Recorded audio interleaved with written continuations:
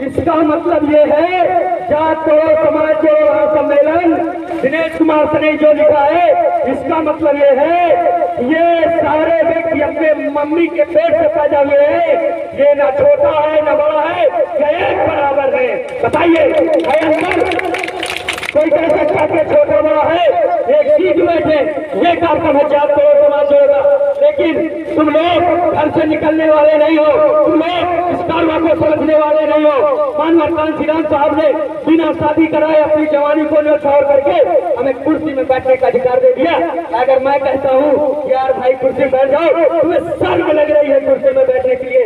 मेरे अलावा उधर अगर कोई कार्यक्रम हो, अगर कोई कुर्सी के लिए पूछ के चला जाए तो मैं अपना नाम बदलने के लिए तैयार हूँ। तुम उसी तरह 8-8 घंटा खड़े होकर उनके नाच तमाशा दुनियादारी देखोगे, लेकिन इस तरह के कार्यक्रम में तुम्हें एक भी बार आने के लिए तैयार नहीं हो। मेरी आवाज अभी भी उधर जा रही होगी, चौराहे में जाके देख लो, बहुत लोग बैठे होंगे, लेकिन वो गुलामी की जंजीरों में जकड़े हुए लोग हैं, उन्हें बराबरी होने से मतलब नहीं है। आप बताओ, अगर अपने बच्चों को पढ़ाओगे तो मेरे जैसे भाषण दे सकता है कि नहीं?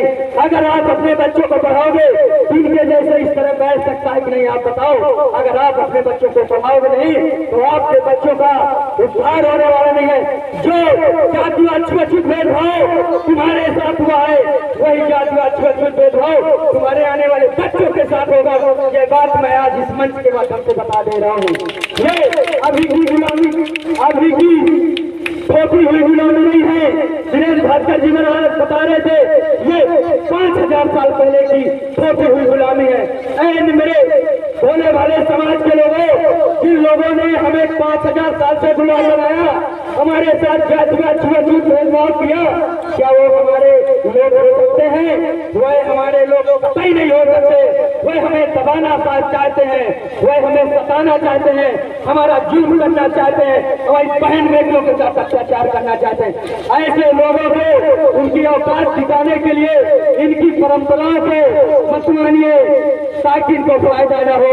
क्योंकि एक पंक्ति कहूंगा कि अभी तक जो तुम सहा तो सहा, अभी तक जो तुम देखा तो देखा, लेकिन आज से ये बात समझ लो, क्या है अंधेरा बहुत है, अब सूरज निकलना चाहिए। अभी तक क्या था? अंधेरा था तुम्हारे जीवन में, तुम्हें कोई बताने वाला नहीं था। तो है अंधेरा बहुत है, अब सूरज निकलना चाहिए। जैसा भी हो यह मौसम बदलना चाहिए। जो चेहरे बदलते हैं रोज नकाबों की तरह, जना जाए अब उनका धूम से निकलना चाहिए, जना जाए उनका धूम से निकलना चाहिए। साथियों, कोई लोग सोच लेता है कि कार्यक्रम हमसे नहीं हो जाएगा। इस गांव का आनंदराज गौतम कहाँ है? आनंद भाई को भास्कर जी ने रात को अटेंडम में कार्यक्रम करना है। कांसी राम सोच लेते हो कि हमसे नहीं हो पाएगा। एक तुम्हारे गांव का आनंदराज गौतम ठान लिया कि कार्यक्रम करना है, हम खुद 7 बजे टेंट लगाए, पूछ लेना विनोद भाई जी का टेंट है।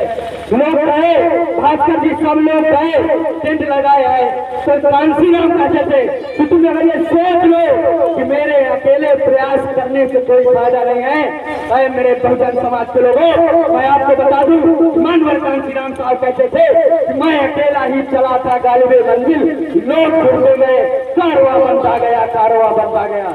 कहने का मतलब ये है कि अगर तुम लोग ठान लोगे, मेरे गांव में कोई जय भीम नहीं कहता था, आज गर्व से कहता हूँ कुछ ऐसे लोग यहाँ भी हैं जो आए हैं, वो धीरे धीरे हमारे बस्तियों में लोग जाने लगे। तो अगर किसी ने अलग जन चढ़ाई है तो वह आग को तेजी से फैलना चाहिए, क्योंकि एक तीली पूरे समाज को, पूरे घर को जला सकती है कि नहीं? बताओ, एक तीली पूरे गांव को जला सकती है कि नहीं? एक आनंदराज गौतम कपरी वाला अगर जुड़ गया है तो आपको भी अपने घरों से बाहर निकलना चाहिए, वरना इससे जाति भरी व्यवस्था में, छूत भरी व्यवस्था में, इस कुछ व्यवस्था में, जिस व्यवस्था में तुम्हें छरी हके लड़ाई में खाना पड़ता है, ऐसी व्यवस्था को अगर तुम मानना चाहते हो तो मानो। लेकिन हम ये बताने आए हैं ये समाज बराबर वाला समाज है। जिस दिन हम इस समाज को बना लेंगे, जाति को तोड़ के समाज को जोड़ लेंगे, उस दिन से यह तुम्हारे साथ जातिवाद छूत भेदभाव होना बंद हो जाएगा। तो अगर अपने बाबा साहब ने कहा था कि अगर अपने दुखों से मुक्ति चाहते हो तो तुम्हें लड़ना होगा, अगर अपने दुखों से मुक्ति चाहते हो तो तुम्हें लड़ना होगा, अगर तुम्हें लड़ना है तो पहले तुम्हें पढ़ना होगा, क्योंकि अगर ज्ञान के बिना गए तो हार जाओगे, ज्ञान के बिना गए तो तुम्हारी हार निश्चित है।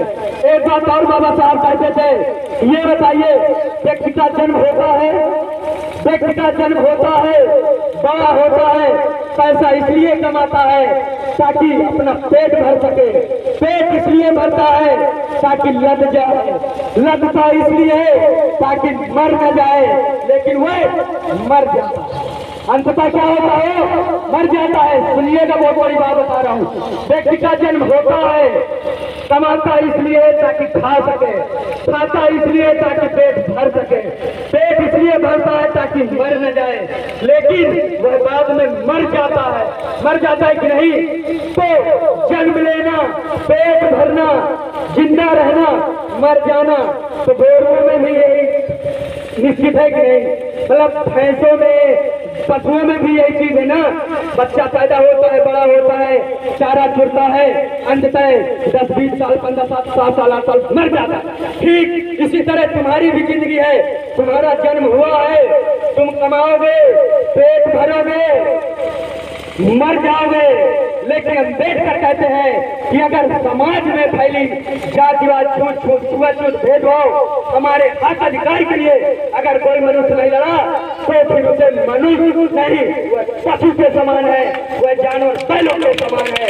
ये बात आज ये महापुरुष, ये महानुभाव लोग आपको बताने आए हैं। यह बात आपको कोई और नहीं बताएगा, वही बताएगा जिसे समाज का दर्द होगा, जिसने इस जिंदगी को झेला है, जिसके साथ जाति हुई है, जिसके साथ कुछ हुआ है। लेकिन तुम ऐसे लोग हो, तुम्हें चाहे जितना पनी हम बैठा खवा दी जाए, तुम खा के चले हो, अब अगर भाई ऑफिस में जाओ बढ़िया स्वागत भरा, मतलब झूठ बोल देते हो कि बढ़िया स्वागत भरा है। तो मेरे भोले भाले बहुजन समाज के लोगों, आपसे हम यही कहने आए थे कि शिक्षा ही में शेरनी का दूध है, जिसको पियोगे तो सहारोगे। अम्बेडकर जी मुख्य रूप से आप लोगों को शिक्षा पर ध्यान देने की बात कही थी कि अगर आप पढ़ लिख करके नौकरी पेशा करोगे, तुम्हारे समाज के साथ कितना अत्याचार क्यों होगा। अम्बेडकर कहते थे कि जिस समाज में 10 वकील, 20 इंजीनियर, 30 डॉक्टर होगा, उस समाज का कभी अत्याचार नहीं होगा। बताओ इस कबरी गांव में कितने डॉक्टर हैं, कितने वकील हैं, कितने मास्टर है, कोई नहीं है।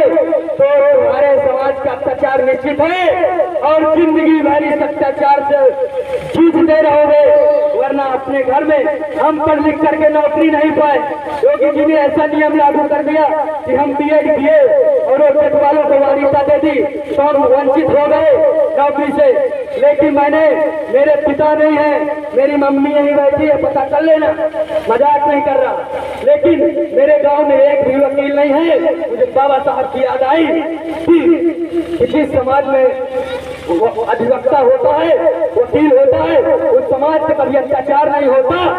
आप इस बात को नोट कर लो। मैंने इसलिए वकालत ज्वाइन करी और मेरे यहाँ बैठी है जितनी, बता दो हमारे बस्ती की तरफ कोई आंख नहीं उठाता।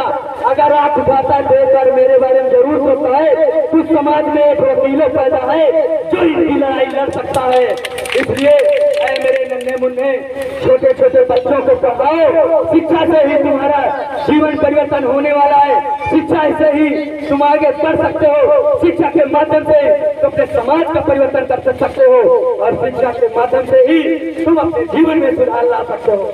कुशवाहा प्रधान जी रिपोर्ट की बात बता रहे थे, तो बोल आप एक बात बताओ मुझे कि अगर उधर पैसा वालों को वोट दोगे तो तुम कभी सत्ता में आओगे। और कांची राम कहते थे जिस समाज की राजनीतिक जड़ें कमजोर होती है वह समाज के साथ हमेशा शोषण उत्पीड़न अत्याचार होता है। तो सत्ता को अपनी अपने अंदर में लाने की कोशिश करिए। अगर प्रधान तुम होगी तो तुम्हारे अगल बगल के साथ अत्याचार नहीं होगा। उधर वाला जब इधर अत्याचार करने आएगा तो एक बार प्रधान के बारे में जरूर सोचेगा कि कतो अपाई कैसे में बोले लगा है। इसलिए सत्ता की पावर को भी समझिए। सत्ता कांशीराम साहब कहते थे कि सत्ता वह चाबी है जो हर दरवाजे को खोलती है। अगर इस घर को 4 मंजिला बनाना है या 4 घर कच्चे बने हैं, अब तुम प्रधान हो जाओ, तुम्हारे फेवरेट का व्यक्ति हो जाए तो चारों बच्चों को घर गिरवा करके पक्का बना सकता है कि नहीं बनाओ। लेकिन